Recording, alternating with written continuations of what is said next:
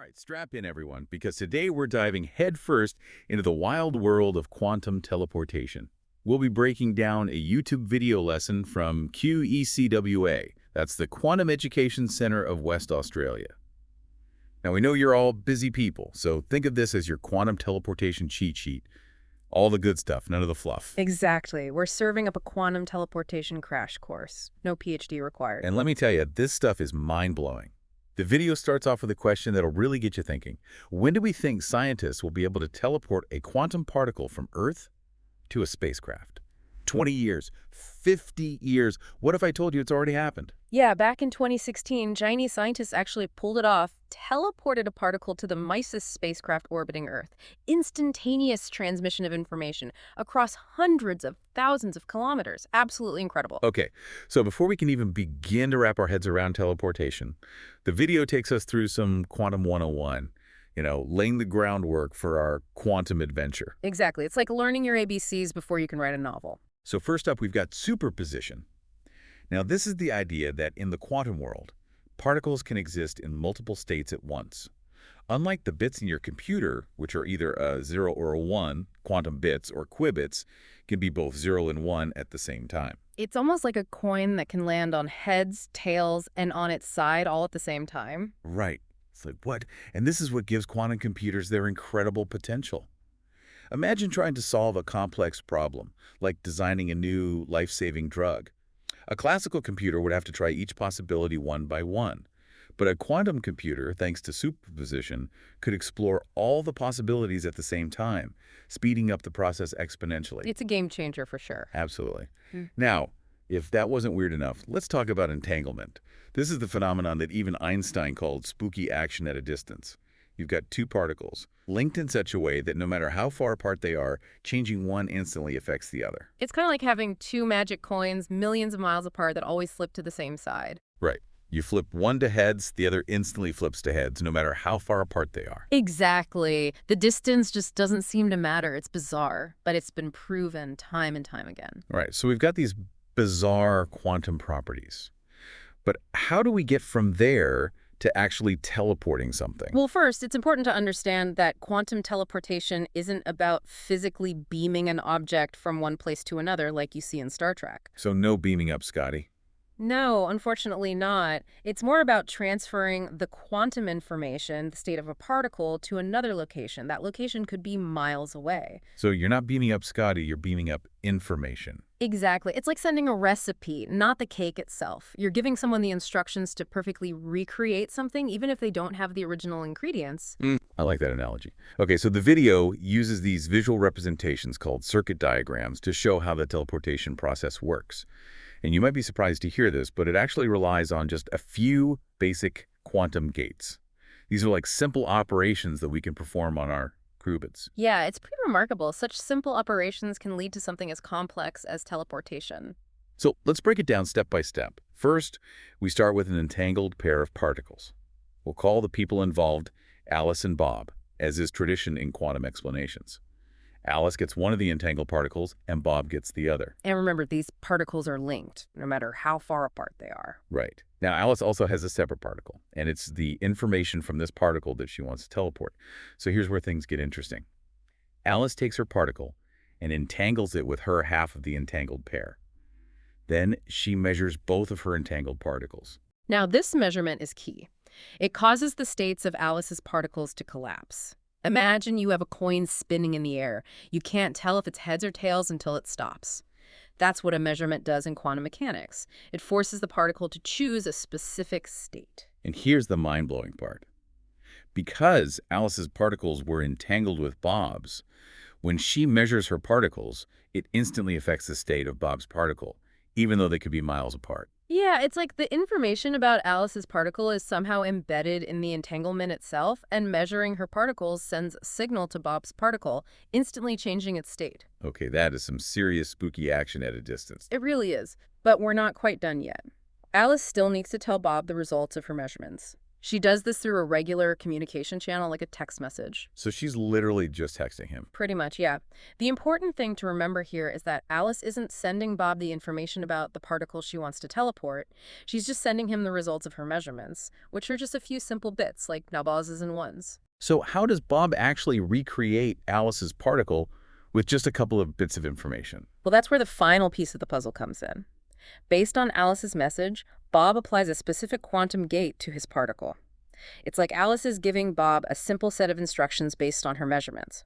This gate transforms Bob's particle into an exact replica of Alice's original particle. And just like that, the information has been teleported. Exactly. Mind-blowing, isn't it? It really is.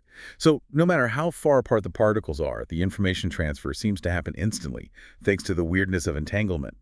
But it's important to remember, it's not magic. It's a carefully orchestrated process that involves both quantum mechanics and classical communication. Absolutely. It's a beautiful example of how these two seemingly different worlds can work together to achieve something truly remarkable. Right, that's a lot to digest, so let's just pause there for a moment and let it sink in. We've gone from the basics of superposition and entanglement to outlining the process of teleportation, and believe it or not, this is just the beginning. Next time, we'll be diving even deeper into the implications of this mind-blowing technology. Welcome back to our deep dive into quantum teleportation. Last time, we left off talking about how we can teleport information between entangled particles even if they're miles apart. Yeah, it's wild. Like, it just doesn't make sense with our normal, everyday understanding of how things work. Totally.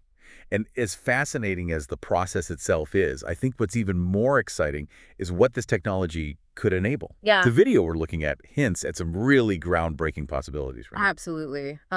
One area where quantum teleportation has the potential to completely change things is computing. Imagine a future where we've got super powerful quantum computers, like all over the world. Like a network of quantum brains all working together. Exactly. And with quantum teleportation, these computers could talk to each other, share information instantly. We could have this massive interconnected quantum computing network. Whoa. Think about the problems we could solve with that kind of processing power.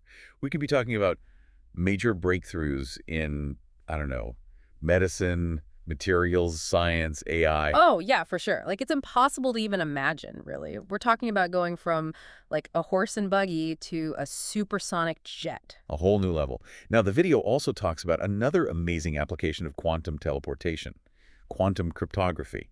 This is where things get really interesting. Maybe a little scary even. Yeah, well, quantum cryptography is all about creating communication that's basically impossible to hack.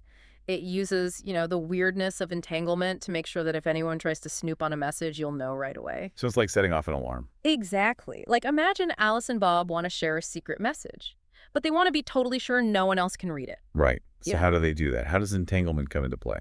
Okay, so Alice, she encodes her message onto her entangled particle, right?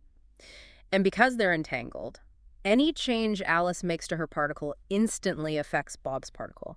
Doesn't matter how far apart they are. It's like they have this invisible, unbreakable thread connecting them. Like a secret language only they can understand. Right. And here's the important part.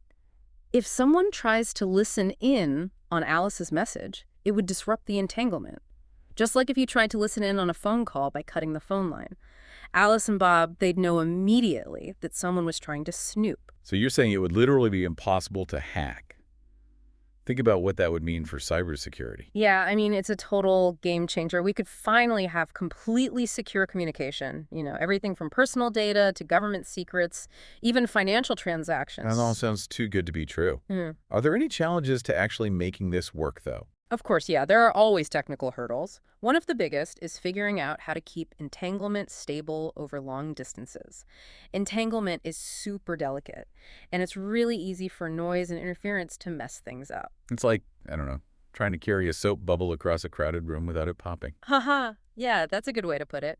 But scientists are working on ways to make entanglement more robust so that it can be used for practical things like quantum cryptography. And they're making good progress, actually. That's exciting. So we've got this incredible technology that could revolutionize computing, communication, all kinds of things.